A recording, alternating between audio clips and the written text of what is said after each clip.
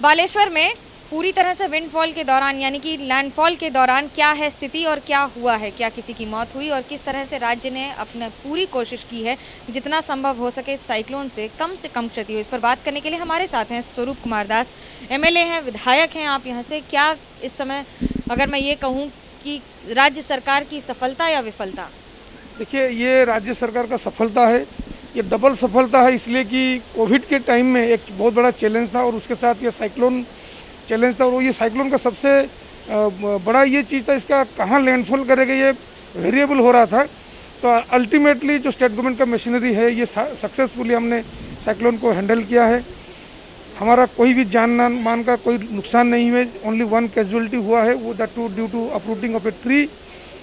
जितना low lying area था, और आप जानते हैं कि ये जो साइक्लोन जिस टाइम हुआ है ये एक बहुत बड़ा कोइंसिडेंस है। हाई टाइड था उस दिन, आपका जो कल जब लैंडफॉल सवेरे हुआ, आपको जानते हैं आज फुल मून है। उसके बाद ठीक जो यहाँ पे जो टाइड आते हैं ये टाइम पे आता है, तो जब हाई टाइड था उसी टाइम साइक्लोन हिट हुआ है। जो सी वाटर है वो सर्ज हुआ है। और हमारा गवर्नमेंट का जो पॉलिसी है जो जीरो कैजुअलिटी पे काम करने के लिए, हमने जितने लो लाइंग एरिया था सबसे हमने आदमी लोग को साइक्लोन शेल्टर में हमने इवाकुएट कर लिया था। परसों से इवाकुएशन शुरू था, कल दिन में पूरा इवाकुएशन हुआ है और कल इवनिंग तक हमने पूरा आदमी को साइक्लोन शेल्टर में ले आया था। साइक्लोन बाकी राज्यों में भी आता है, दूसरे कोस्ट पे भी आता है, ऐसा क्या करती है उड़ीसा सरकार जो इतना बढ़िया मैनेजमेंट हो पाता है?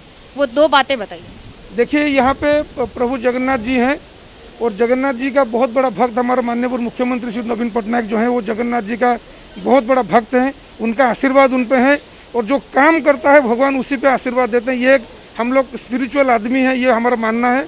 दूसरी बात है, जब माननीय मुख्यमंत्री 2020 में आप जानते हैं जब वो सीएम बने उस टाइम सुपर साइक्लोन आया था, तो उनमें वही एक ध्यान था। उस टाइम हज़ारों तादाद में डेथ हुआ था, तो he was very much struck by that.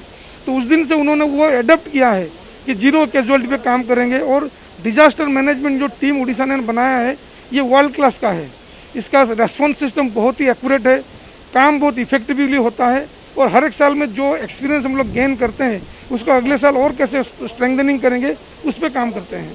अब बड़ी चुनौती क्या होगा, लोगों को घर वापस भेजना, रेस्क्यू सेंटर से वो काम कब तक हो जाएगा?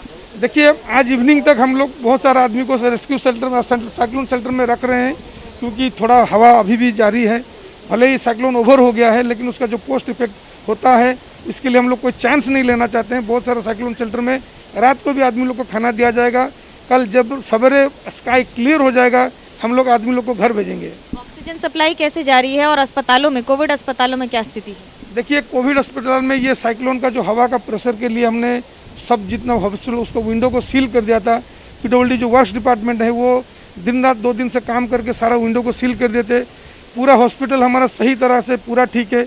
ऑक्सीजन सप्लाई जिस तरह नॉर्मल में टाइम में होता है वही हो रहा है।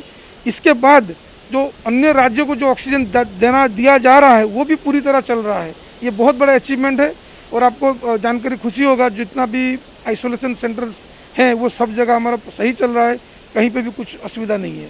असुविधा नहीं है, लेकिन ये सारे वादे और दावे पर कई मामलों में राज्य सरकार सफल भी नजर आती है, क्योंकि अगर कैजुअलिटी कम से कम है इसका मतलब सफलता का इंडिकेटर बेहतर है राज्य सरकार के लिए। कैमरा पर्सन मान के साथ मनोज्ञा लोईवाल, चांदीपुर, बालेश्वर, उड़ीसा, एबीपी न्यूज़।